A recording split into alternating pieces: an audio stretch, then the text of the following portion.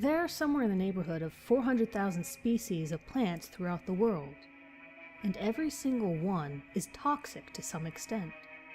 Sometimes it's the roots or bulbs that hold the potent poisons safely underground, but more often, the toxins are flaunted for all to see. Tucked inside of a juicy-looking berry or inside the fleshy leaves and flowers, the appearance of the plant doesn't indicate the danger lurking within. Venom hides in the noxious green leaves of the elephant ear plant and in the sweet, colorful blooms of the oleander, so toxic that even inhaling the smoke of a burning bush could be fatal. Even the plants that we eat can harm us. Swallow too many apple seeds, or peach pits for that matter, and you're actually ingesting a derivative of cyanide. Too many grapes or onions could kill your dog. Too much nutmeg can make you stop sweating and think you're seeing dancing spiders. Even tomatoes are in the nightshade family, and if you eat enough of the leaves or stems, you're probably going to spend a considerable amount of time in the bathroom, if the hallucinations don't kick in first. Luckily for us, most of the toxic plants aren't fatal, just damaging enough to teach the consumer a lesson about the pecking order. Toxicity is the only defense that most plants have against consumption. In the wild, they're immobile and vulnerable to predators looking for a quick meal. And then there are the carnivorous plants, the meat eaters, the ones that are actively predatory. You've probably heard of the Venus flytrap, Dionea muscipula, native to the Carolinas and actually more likely to eat a beetle or a spider than a fly.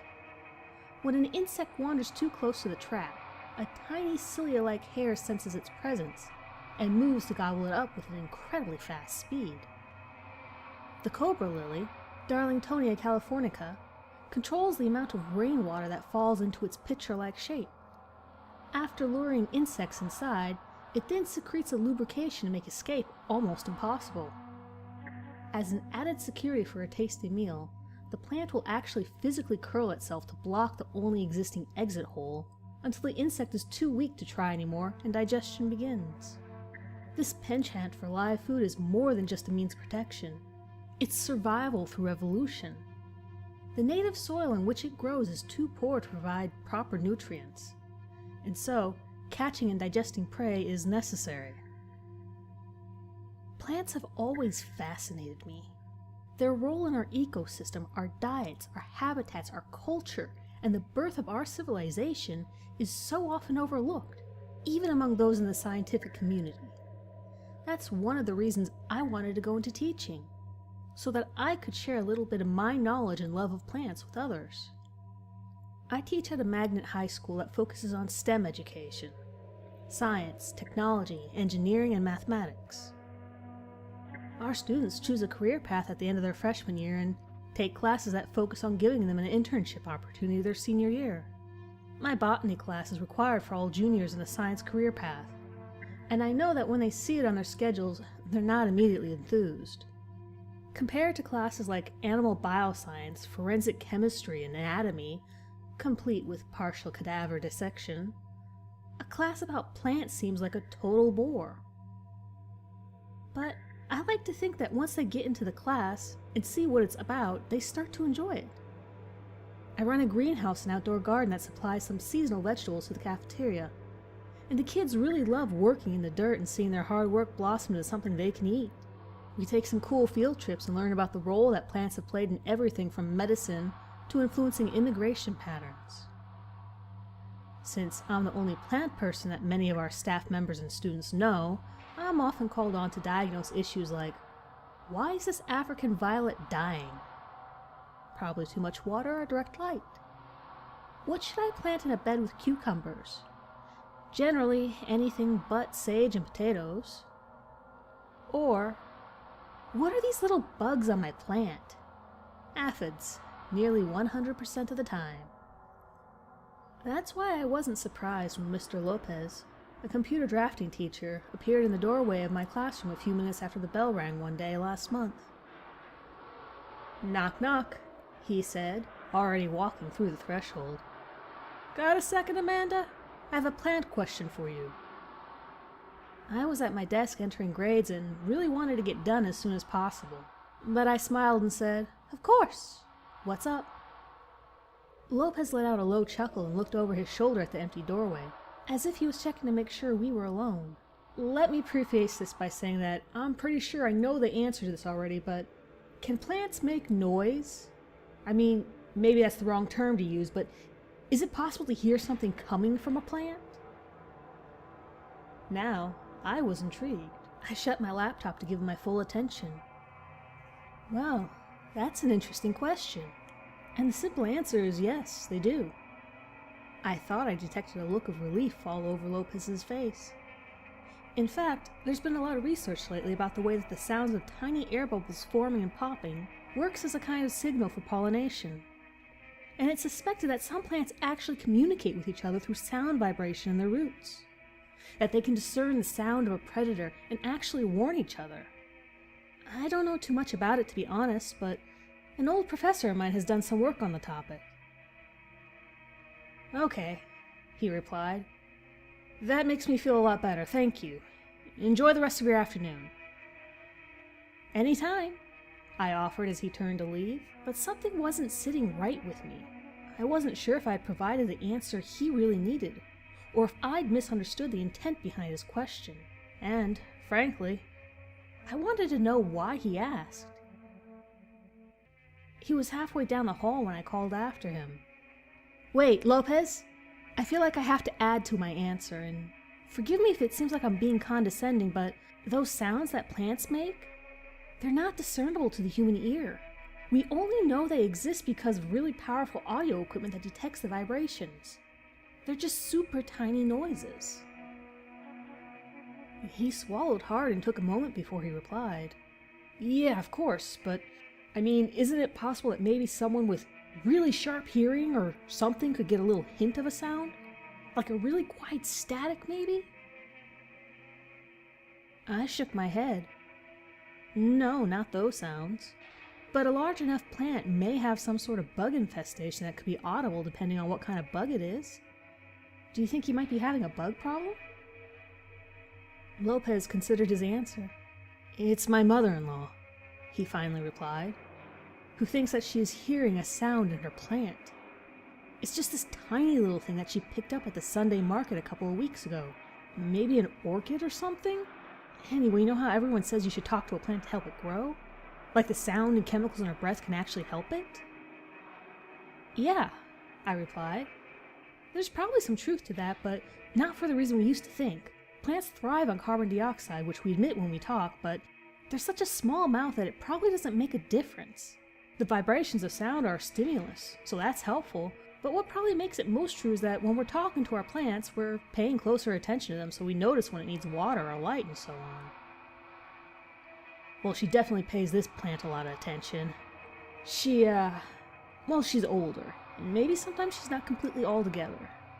And she seems to think that this plant is making noises, making words, and she started to obsess over it a bit, trying to figure out what it's saying to her.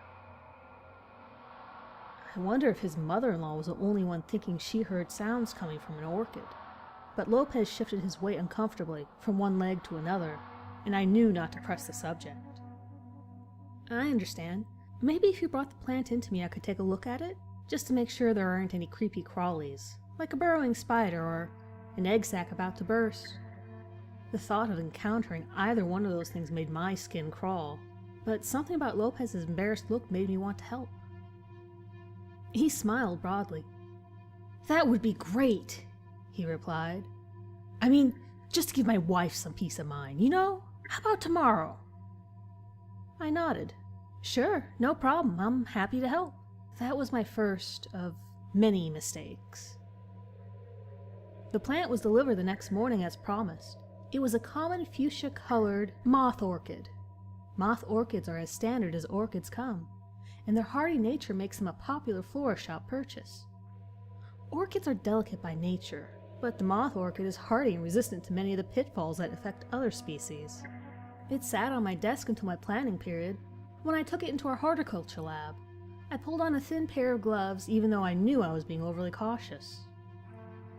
I pulled the plant from the simple terracotta pot that it sat in and examined the roots. They looked healthy, with no sign of predators. I gently shook out some of the moss, bark, and soil looking for evidence of burrowing insects, like a spider or beetle. But I didn't find that either. The plant seemed to be healthy, maybe a little on the dry side, but certainly not suffering from anything that could even remotely cause an issue like Lopez was describing. Puzzled, I carefully packed the orchid back in its pot, gave it a couple droppers of water, and chalked it up to an old woman's imagination. I walked the orchid back down to Mr. Lopez at the end of the day and reported my findings. "Nothing?"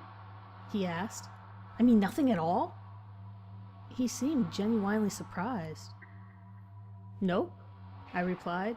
"Just your average run-of-the-mill orchid. I gave it a little water because it had dried out, so tell your mother-in-law to wet the roots for maybe 20 to 30 seconds in about a week. Oh, and non-chlorinated water is best if you can." Lopez said, shaking his head vigorously. "I'm not taking it back. It's not coming back in my house. I don't care what you do with it, but I'm not bringing it home." He couldn't be serious, I thought, but he was. He refused to even touch the orchid, so I picked it up and shrugged my shoulders. "I could put it in the greenhouse if you want." "That's fine, I know this sounds insane, but I don't want to be near it. The way that my mother-in-law has changed since she got that thing scares the shit out of me. And I'm not saying that the plant talks or that there's anything spooky going on here, but I am saying that no matter what's causing it, I'm scared about what it's doing to her, and I'm not bringing it back with me." "I understand," I replied, even though I didn't. "I'll keep it with me, no worries." That was my second mistake. My third mistake occurred a week later, when I went into the greenhouse to water. I figured it was time to give the orchid a bit more water, if for no other reason than the leaves were starting to collect a bit of residue. I picked up the pot and moved it over to the utility sink, loaded a spray bottle of distilled water, and gave it a few spritz. "There, doesn't that feel better?" I asked, putting the orchid back on the shelf. And that's when it happened. Right before my hand left the pot, I thought I heard a tiny sound. A shuffling, really, something like a low buzz, coming from the orchid. "Was that you?" I asked hesitantly, towards the direction of the plant, even though I felt foolish doing so. Silence. I remember laughing to myself for letting my mind play tricks on me, convincing myself that what I'd heard was simply the sound of the water settling down into the moss. I remember thinking that I was no better than Lopez's mother-in-law, that it was so easy to let your imagination run away. Until it happened again the next week. This time, I hadn't even watered the plant yet, so there was no simple explanation that I could come up with. In fact, my fingers had just barely brushed the surface of the medium to feel the soil when I felt the shuffling again. This time it seemed to be louder and clearer than before, and there was no doubt in my mind that it was coming from the plant itself. I was more curious than scared at that point. I actually felt excited, like I may have been on the cusp of some great new discovery about plant cognition and communication. So I set about to gather evidence the only way I knew how, through an experiment, although admittedly not a very good one. I bought a beautiful white moth orchid to use as my constant, and then isolated both in separate parts of the lab. I borrowed a couple of high-power digital recording devices from the school's audio lab, and set up microphones next to both plants. I turned on each of the recorders right before I left for the day. I wish I could say that I didn't arrive early to work the next morning, but I did, eager with anticipation and nervous about the implications. I wish I could say that I didn't close my classroom door for the next 4 days during my planning period, so that I could hunch in a quiet corner of the lab wearing headphones, listening to it. But I did. I did all of those things. And I didn't hear a damn thing. So I did what any self-respecting woman who has just spent 16 hours listening to blank recordings, trying to hear a plant talking, do. I laughed at myself, returned the recording equipment, and tried to forget about how foolish I'd been. And then I took the orchid home with me. As you can see, I may as well have gotten my PhD in mistake-making. Within a few days, I was hearing the orchid again, and this time the noises seemed even louder, and it seemed like And I know this sounds batshit crazy. It seemed like the noises were forming into some sort of word or sentence. It was almost as if I could make out the patterns just like I would be able to if someone was speaking another language. I knew the stops and starts. I knew the change in tone and nuisances. This lasted for a few weeks, on and off, and so I went out and bought some motion sensor recording equipment on my own. I even bought a new laptop so I could run the recording program and isolate any sounds it picked up. I wish I could say that I didn't drain most of my meager savings on it, but I did.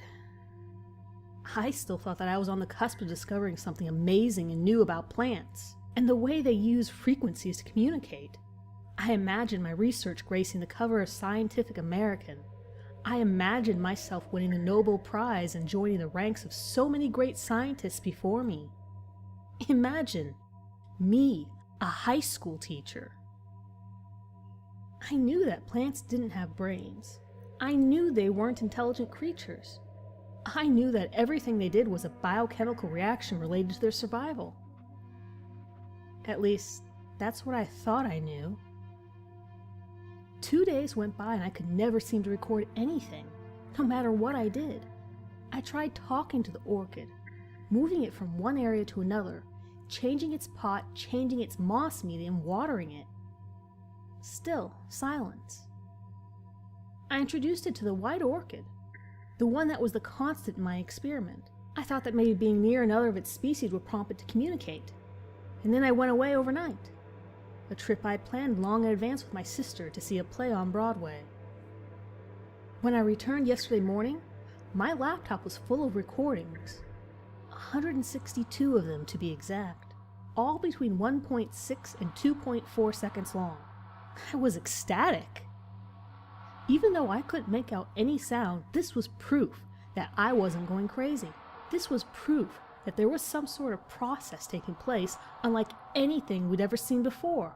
And I could hardly wait to get them to school and beg someone from the audio department to clarify it, and see if they could isolate each sound a little better than I could. I was on top of the world.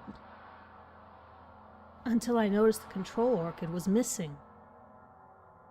I searched for a good 20 minutes for it, until I finally found it, underneath my kitchen sink, behind some cleaning products in the corner.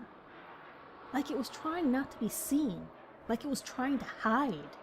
If it wasn't for the fact that I'd marked the pot for the experiment, I may not have recognized it. Its beautiful white leaves were now streaked with the deep fuchsia color of the variable orchid, and it was missing half of its leaves. I called in a favor to Mr. Houston, in audio tech, and asked if I could send him the 162 recordings, to see if he could discern anything from the noise. I knew it was a big job and that he'd rather not spend the last few hours of his weekend doing it, but I didn't feel guilty. Not after all the poinsettia sale fundraisers I've helped run to send his students to tech competitions every year. I told him it was urgent. While I was waiting for Houston to call, I decided to pay a visit to the market where the orchid came from. It didn't take me long to find a stall selling a dozen or so different kinds of plants, all in terracotta pots. There was clamshell, gardenia, miniature roses, gerbia, mini sunflowers, and, of course, fuchsia moth orchids. An older couple was standing under a pop-up tent, observing me as I walked over. They looked like your run-of-the-mill middle-aged couple. He wore a baseball cap and a windbreaker. She had on an apron, not unlike what I wear in the greenhouse. Behind them was an older model camper with out-of-state license plates and 2 folding chairs out in front. The woman smiled warmly. "Is there any particular kind you're interested in?" "I'm mostly interested in the orchids.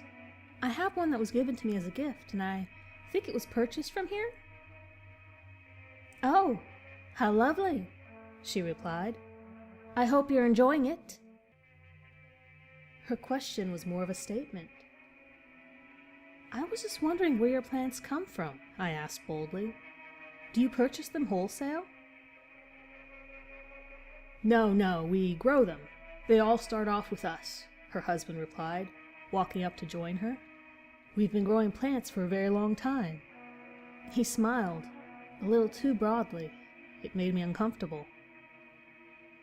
"And is there ever anything Different about your plants?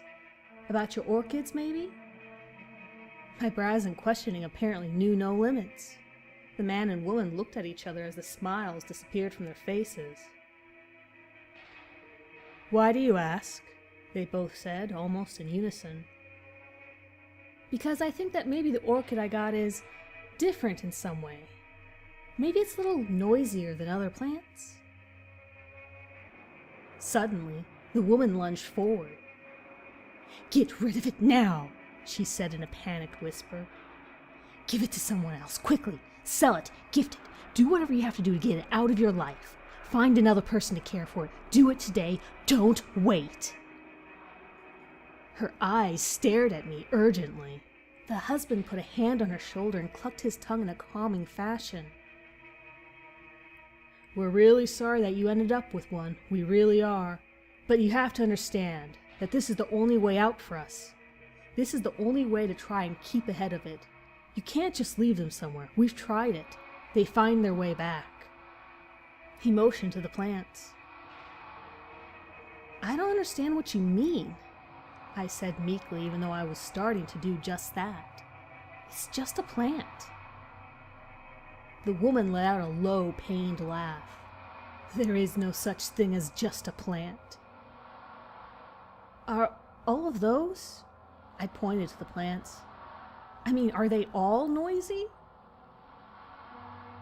She shook her head and raised her shoulders, as if to say she didn't know. Once you hear it, it's impossible not to notice it all the time. And after a while, the things they say, my God, it's horrific. It's hard to tell now which ones are talking and which ones are just listening and learning. Her reply chilled me, and I turned to leave without so much as a word of thanks to them. As I walked away, I heard the man's voice call out after me. "Get rid of it. It will ruin your life. And keep it away from other plants, no matter what." I thought of the broken, pink-tinged orchid hiding under my sink, and I realized it was too late for that. Houston called as I was walking home.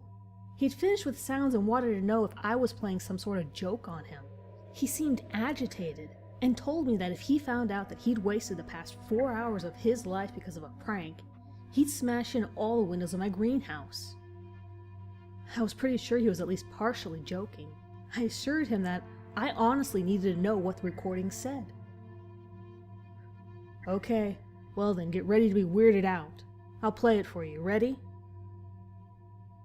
There was a split second of the shuffling noise I'd come to know so well, amplified into a crisp, deep intonation, and then a voice that was unlike any I'd ever heard. One that was simultaneously gnarled and childlike, came like a whisper.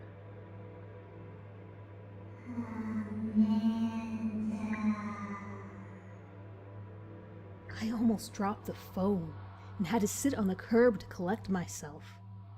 I could hear Houston calling me from the other end. "Amanda, you there?" "I'm here," I replied, my mouth suddenly dry. What did the rest of them say? "The same thing, same voice whispering your name, over and over again, except for the very last one. Did you want to hear that one?" I must have made a sound of agreement, because the same shuffling sound filled the receiver, followed by the intense, childlike whisper. "Hello?" I think I understand why the couple at the Sunday market sells the plants, knowing that they're noisy. Orchids, like most flowering plants, are essentially hermaphrodites. They contain both male and female sex organs, and can reproduce both sexually and asexually. It's the perfect survival mechanism to propagate their species indefinitely. I spent the night with my sister and haven't been back to my apartment since. I called out of work this morning. The thought of all the plants I have in that lab and greenhouse that might have heard, might have learned, was just too overwhelming. I have to figure out what to do next. If I go back, what will I hear? What will I find? After all, There are something in the neighborhood of 400,000 species of plants throughout the world, and every single one is toxic to some extent.